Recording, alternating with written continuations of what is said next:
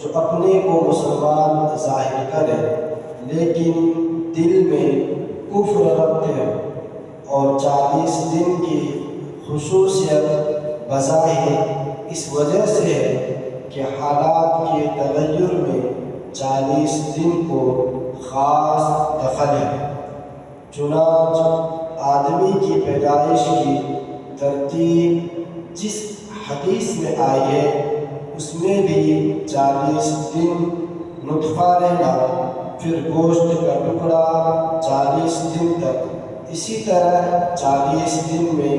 اس کا تغیر ذکر فرمایا ہے۔ اسی وجہ سے صوفیہ کے یہاں چلہ بھی خاص اہمیت رکھتا ہے۔ کتنے خوش قسمت ہیں وہ لوگ جن کے برسوں بھی تکبیر اولیٰ فوت نہیں ہوتی۔ نبی کریم صلی اللہ علیہ وسلم کا ارشاد ہے کہ جو شخص اچھی طرح وضو کرے پھر مسجد میں نماز کے لیے جائے اور وہاں پہنچ کر معلوم ہو کہ جماعت ہو چکی تو بھی اس کو جماعت کی نماز کا ثواب ملے گا، اور اس ثواب کی وجہ سے ان لوگوں کے ثواب میں کچھ کمی نہیں ہوگی جنہوں نے جماعت سے نماز پڑھی ہے۔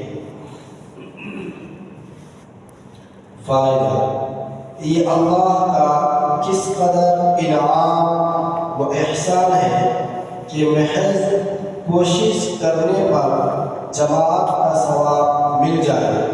وہ جماعت نہ مل سکے۔ اللہ کی اس دین پر بھی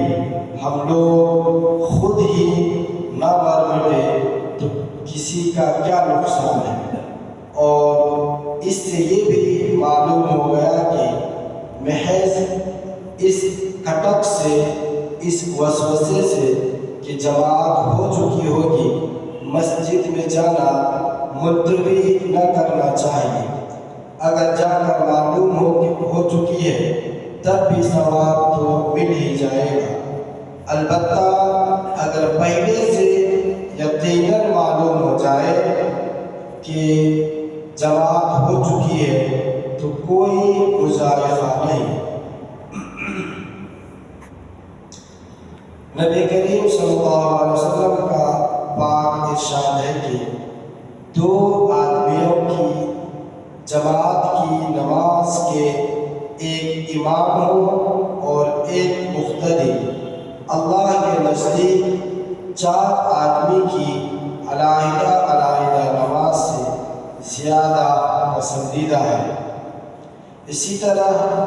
4 آدمیوں کی جماعت کی نماز 8 آدمیوں کی متفرق نماز سے زیادہ محبوب ہے، اور 8 آدمیوں کی جماعت کی نماز 100 آدمیوں کی متفرق نمازوں سے بڑھی ہوئی ہے۔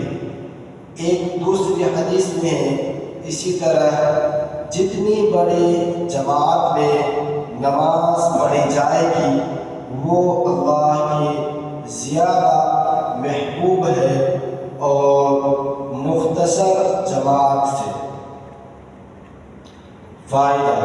جو لوگ یہ سمجھتے ہیں کہ 2-4 آدمی مل کر گھر، دکان وغیرہ پر جماعت کر لے وہ کافی ہے، اول تو اس میں مسجد کا ثواب شروع ہی سے نہیں ہوا،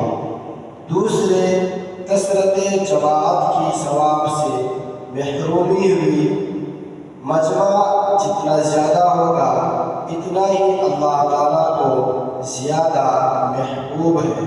اور جب اللہ تعالیٰ کی خوشنودی کے واسطے ایک کام کرنا ہے تو پھر جس طرح اس میں اللہ کی خوشی ہے اس طرح کرنا چاہیے۔ اللہ تعالیٰ اللہ تعالیٰ میں نماز کی پابندی کرنے کی توفیق عطا فرمائے۔ سبحان اللہ و بحمدہ، سبحانک اللہم و بحمدک، و اشہد ان لا الہ